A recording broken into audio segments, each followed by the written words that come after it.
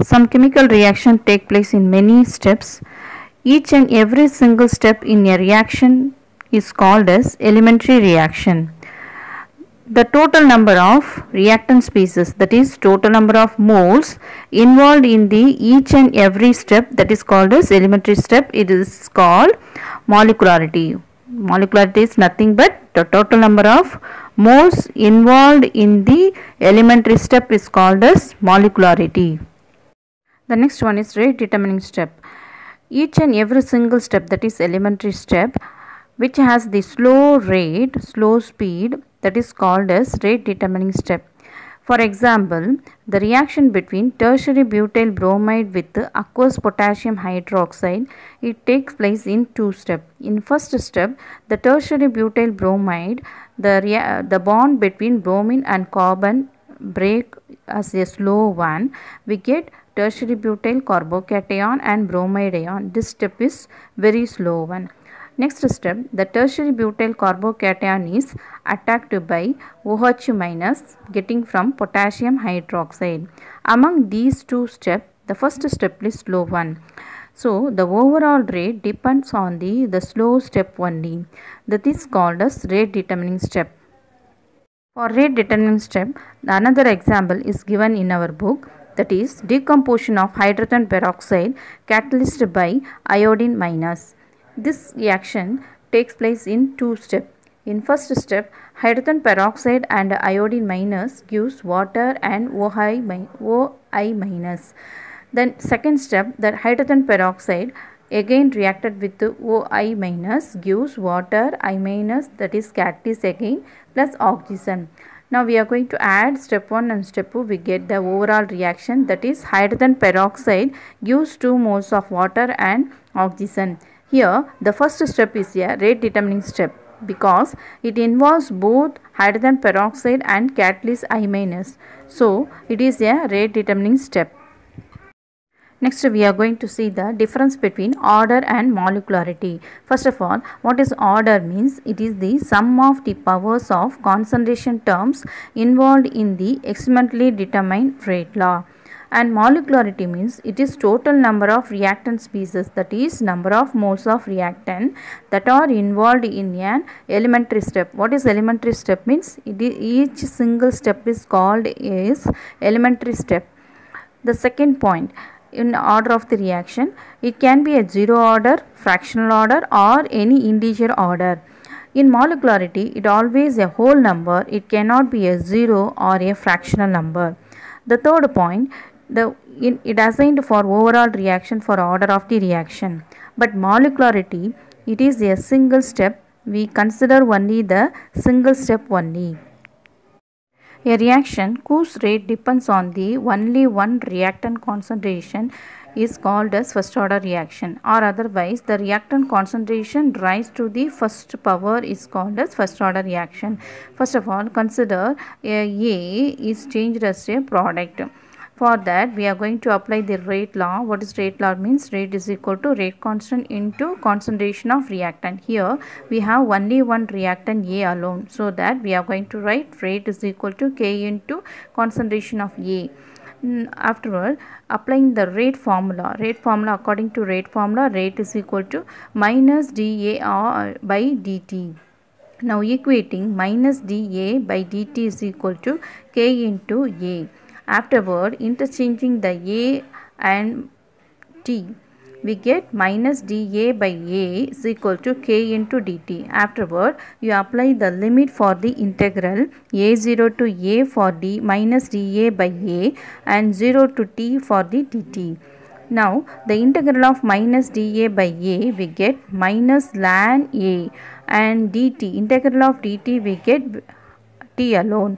Afterward, you apply the limit, we get the equation minus ln A plus ln A0 is equal to kt.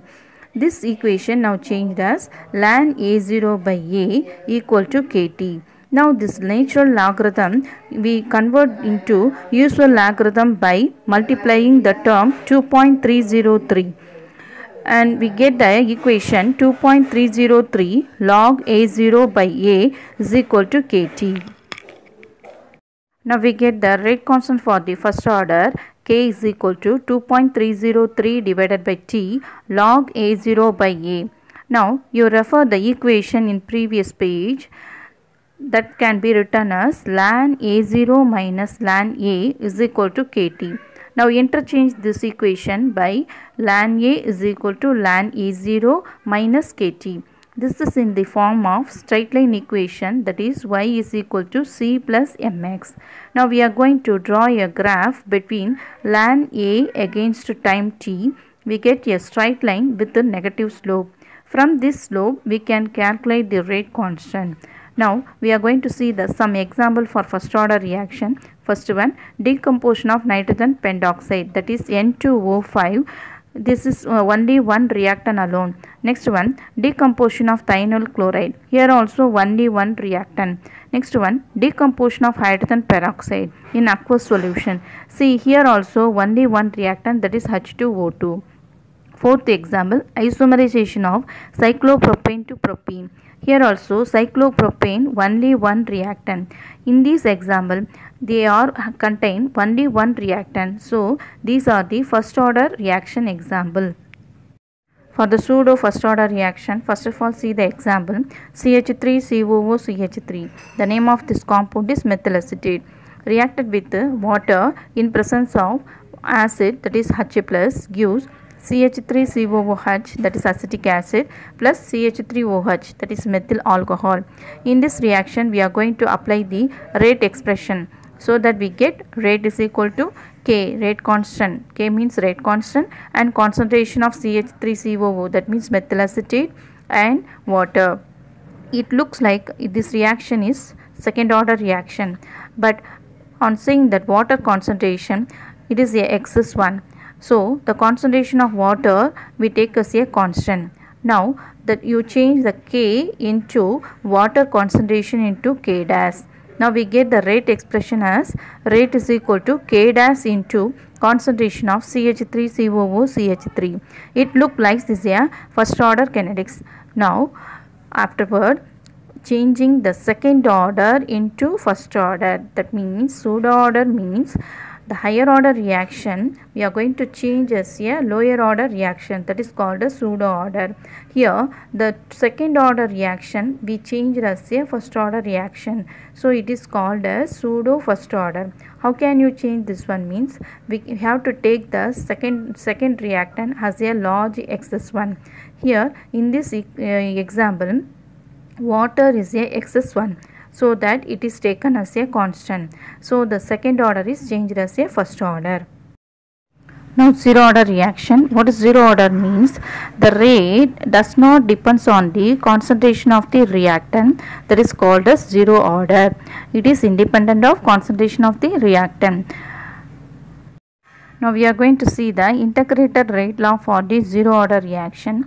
For that, first of all, A changed as a product, but the rate should not depend on the concentration of A, so that we are going to write the rate expression as rate is equal to rate constant K into concentration of A to the power of 0.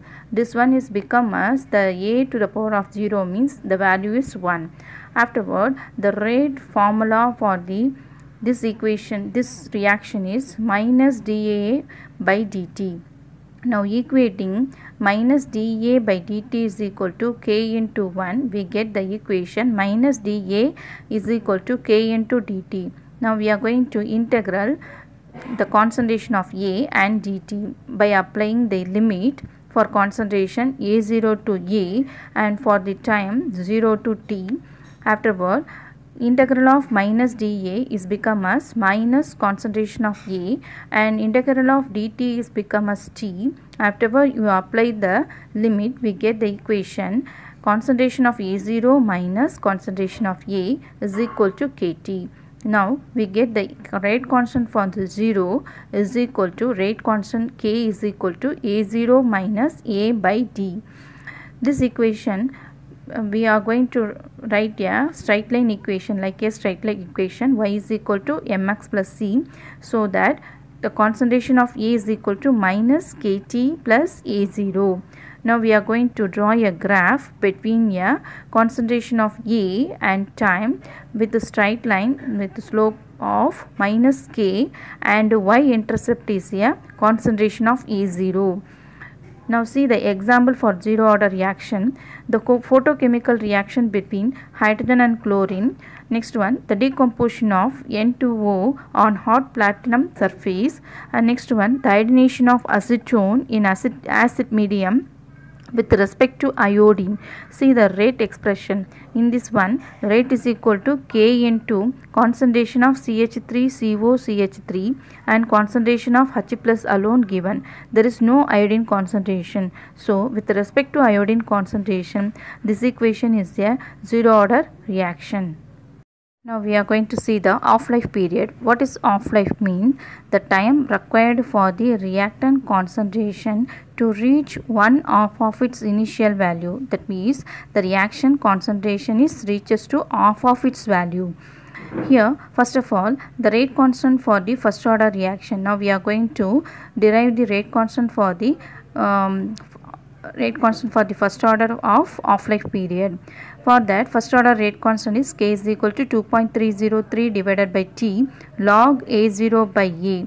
Here the time is T off, and your final concentration A is equal to half of the initial concentration, means A0 divided by 2.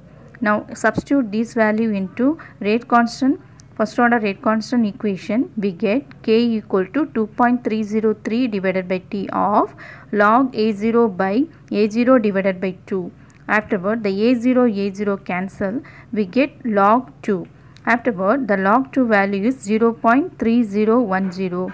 Now multiply 2.303 into 0.310. We get 0.6932.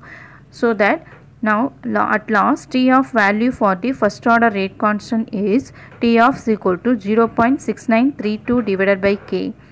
Now see here, the off-life period is does not depends on the initial concentration value for the first order rate constant. Now we are going to learn for the off-life period for the zero order reaction. For that, first of all, write the rate constant for the zero order reaction, that is A0, concentration of A0 minus concentration of A divided by T. Here the T value, we are going to change the T value into T off, and final concentration A is equal to A0 divided by 2. Why we are replacing like this means T off means reactant concentration reaches to half of its initial value, so that the final concentration value now changed as a initial concentration value A0 divided by 2. Now applying this equation into zero order rate constant, we get at last T of is equal to concentration of A divided by 2K. Now see in this equation, the T of value is directly proportional to the initial concentration. That is, the zero order reaction, the half of life period is always depends on the initial concentration. It is contrast to the first order rate constant. Now suppose they will ask for half-life period for any order, that means nth order reaction.